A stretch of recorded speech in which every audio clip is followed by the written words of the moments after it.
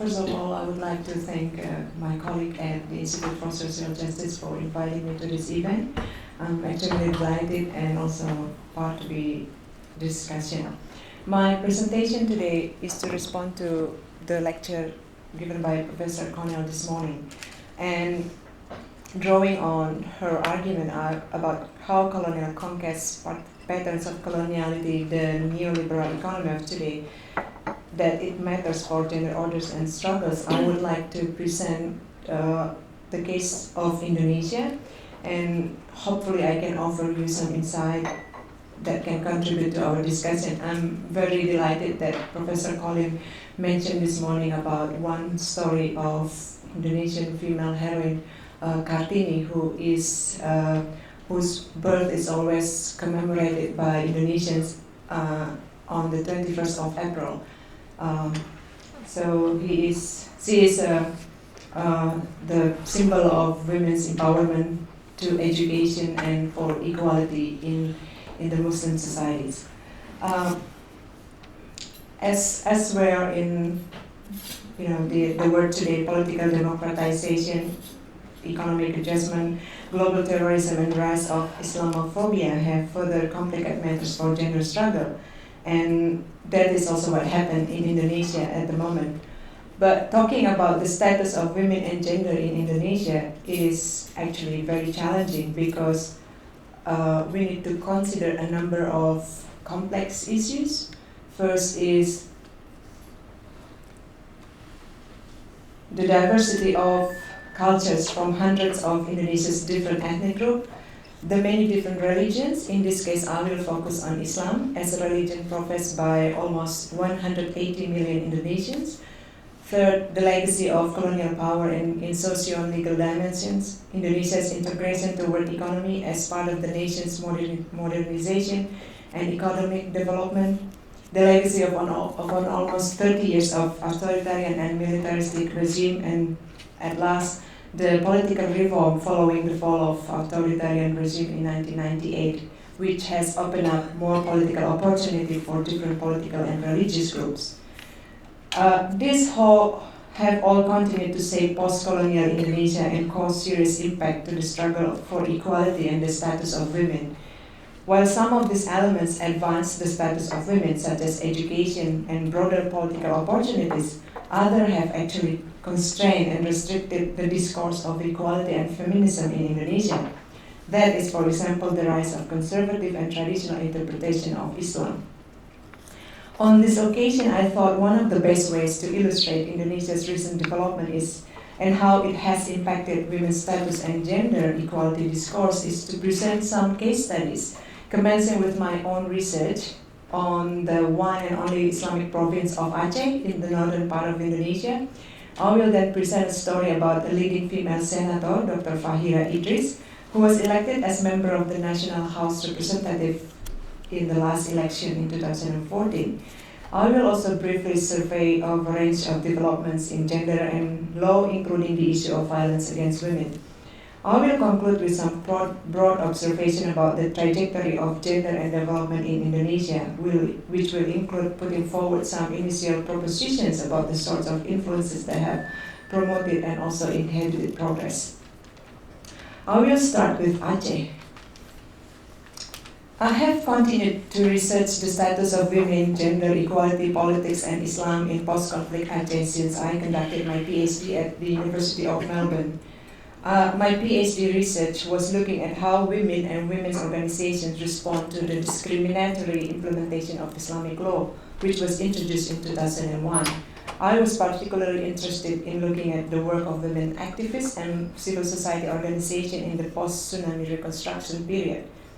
The arrival of humanitarian assistance to Aceh after the 2004 tsunami gave civil society organizations and women's organizations, for the first time ever, opportunity to work with national and international organizations and engage with broader discussion on human rights, women's rights, gender equality, and social justice. They become familiar with Western, international, as well as Islamic feminist discourse on gender equality, like what Professor Colin mentioned this morning. With Islam and traditions strongly entrenched in the identity of Acehnese, They are inspired by the work of Islamic feminists such as Fatima Mernissi, and also insist on the need to reread and reinterpret the sources of Islamic law in reforming the law in Aceh. Acehese women become confident to talk about equality and their rights in Islam, learn about women's role in the history of Aceh in public. They discuss, debate, argue, and challenge conservative religious authorities who promote misogynist interpretation of Islam. They fight against political institutions that maintain patriarchal culture to remain in power. They are also making equality and women's rights in Islam their daily conversation, as they are empowered through interaction and engagement with the international feminist discourse. The result is that women activists were then successful in demanding the government to reform the local regulation on election, granted Acehese women the right to participate in local election and to be local leaders. So there is one female local leader currently working in Aceh. The story of Acehese women demonstrates that democratic opening and engagement with wider transnational feminist movements have in fact allowed Acehese women to critically challenge the implementation of Islamic law in the province, making Sharia law, as Michael Wiener argues, as a social engineering project where everyone, including women, is involved in shaping the face of Sharia at local level. From Aceh, I will now move to Jakarta, the most urban and modern part of Indonesia. I will briefly talk about Dr. Fahira Idris and focus on, first thing, her rise to public office, her views on social issues, in particular relation to women, and how she appeals to Islam to win the support of the Islamists. Dr. Idris' rise in formal political institution is undoubtedly the result of this is what happened in Aceh with the Sharia law. They implemented the caning regulation for adultery, gambling, and consumption of alcohol. So you see, this is a woman. She was caned for having adultery, for being with men who is not her husband, her brother, or her close relative in public space. And so this is the photo of. Is that how bad it is? Yeah, that's how bad. So this is Dr. Fahira Idris that I will talk about. Dr. Idris' rise in formal political institution is undoubtedly the result of Indonesia's democratic opening, which has broadened the opportunity for women to participate actively in formal politics and in obtaining public office. She confidently ran as an independent candidate despite the fact that her father was in fact a leading figure of the prominent Golkar party, the party established by Suharto during the first term of Indonesia's president in the early 70s. Before she became involved in politics, Dr. Idris was already famous and known as one of Indonesia's influential businesswomen. As you can see in one of the photos, she's practicing with the games, which is now currently being so popular among the urban middle class in Jakarta. So many saw her success as due to her father's position as a 3 times minister in 3 different cabinets from 1999 to 2009. Her popularity increased after she became very active in social media, campaigning on anti-drug and alcohol agendas. She sees drug and alcohol as the cause of social illness, both in urban and rural Indonesia, thus demanding the government to introduce a total ban on alcohol and drugs and introduce severe punishment for drug users. She uses many Quranic verses in her anti-drug campaigns in her tweets. She also began actively campaigning for the death penalty for drug traffickers. So during that last year,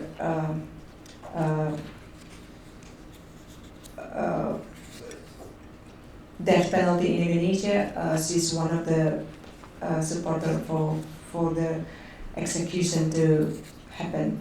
Her strong opposition on drug and alcohol gave her a big win among the conservative and successfully attracted thousands of followers on social media, leading to her controversial remarks being regularly quoted in the national media.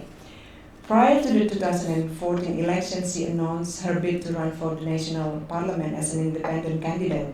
In addition to her anti-drug campaign, she started to frame her political platform using the issue of women and children.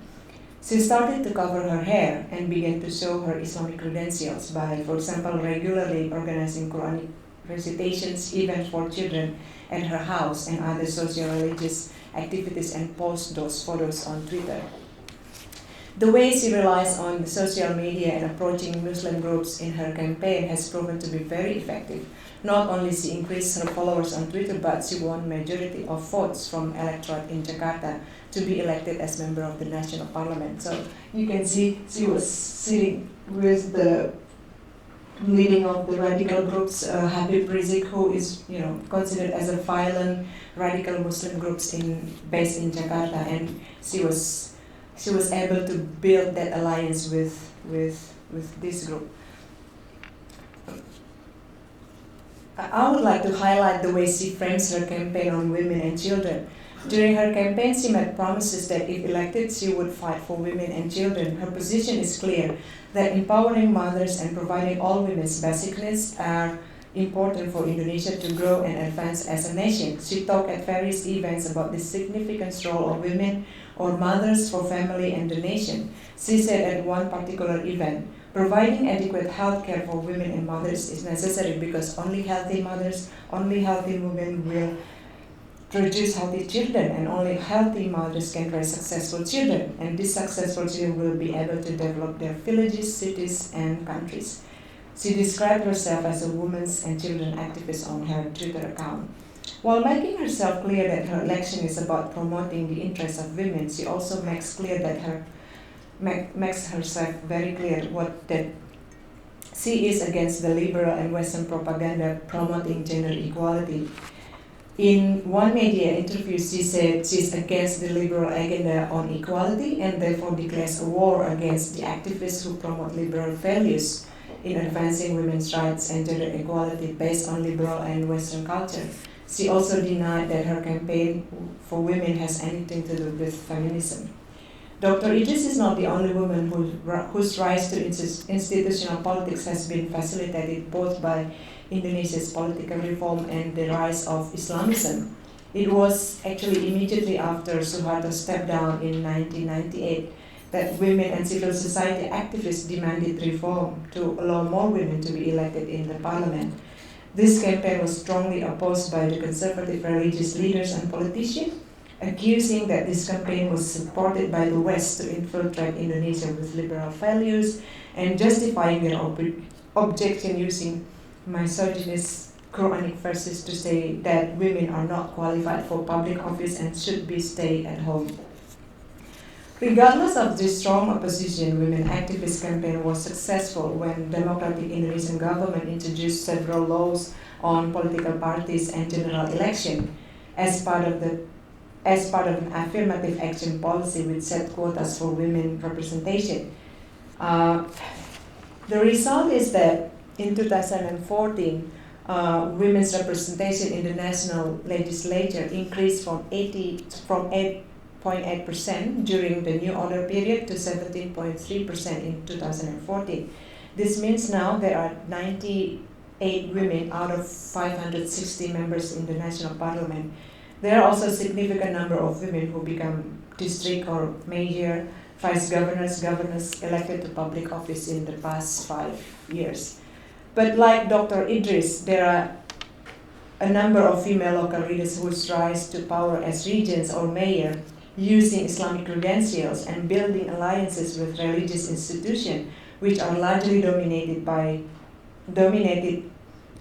male conservative religious Muslim in order to win the votes.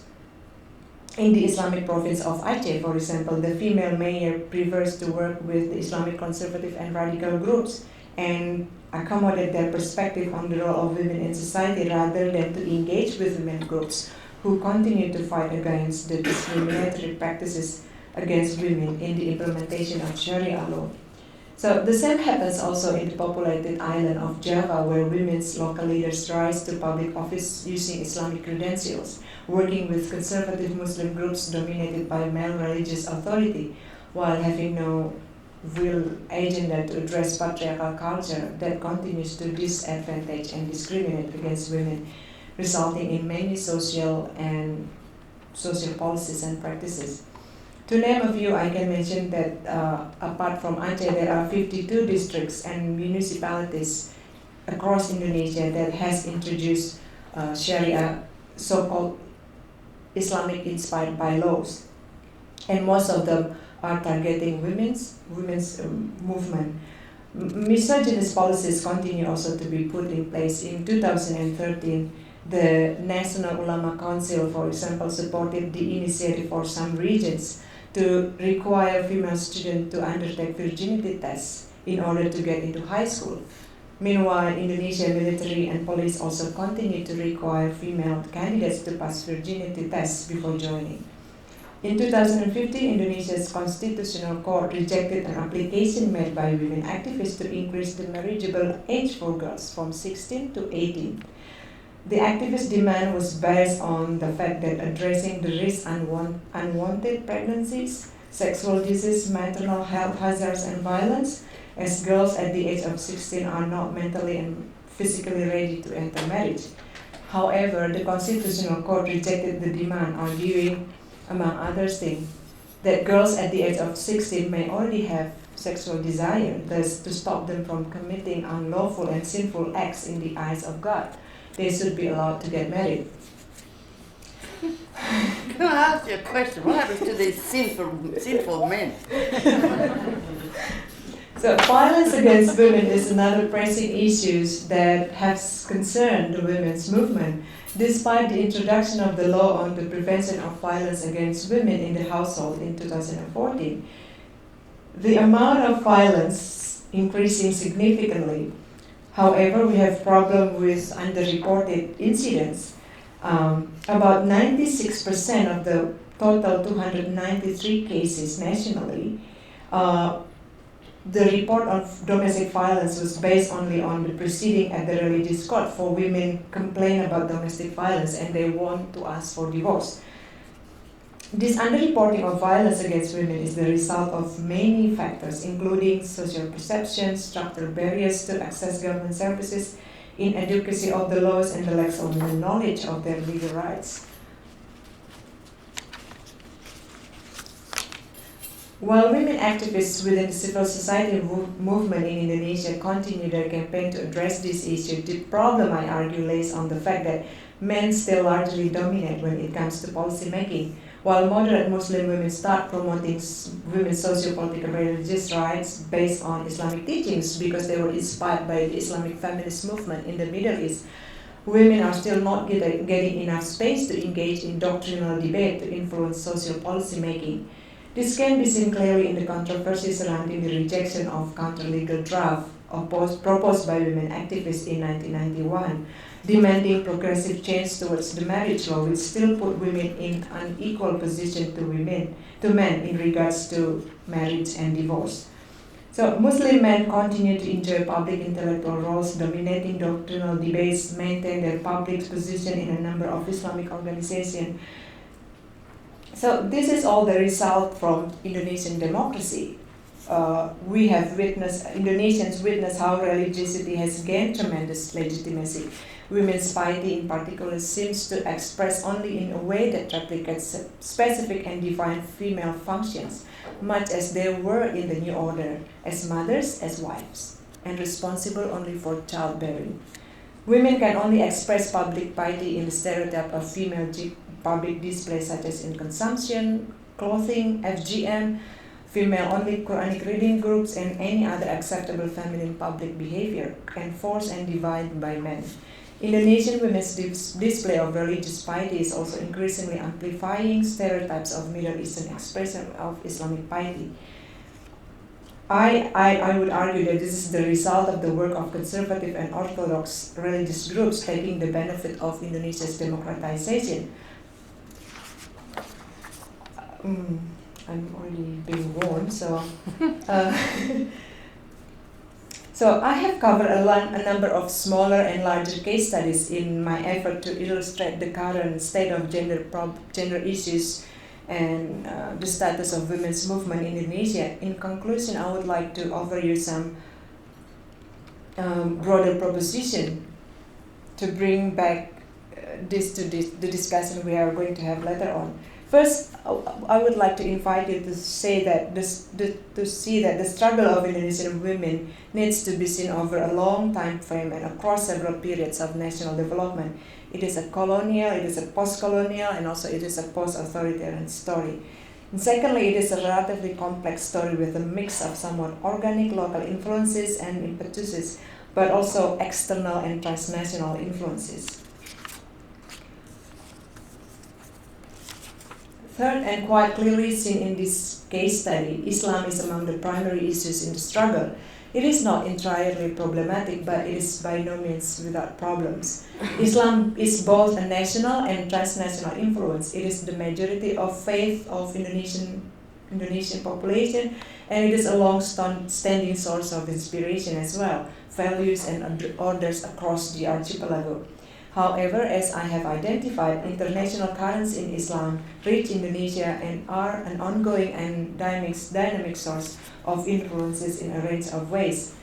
Number 4, the gender agenda is in itself also a complex phenomenon. From my research in Aceh, however, I am convinced that there are authentic local sources of inspiration for gender debates. So as we have seen, democracy arose in response to authoritarianism, but facilitated to an extent a brief but critical expansion in legal and policy change that was highly beneficial also for Indonesian women. Perhaps, I guess the most important question is whether social, legal, religious and other challenges I have identified briefly present a serious threat or whether there will be in time further advances for equality. I guess that's how I end my presentation. I welcome any feedbacks, comments and discussion later on. Thank you.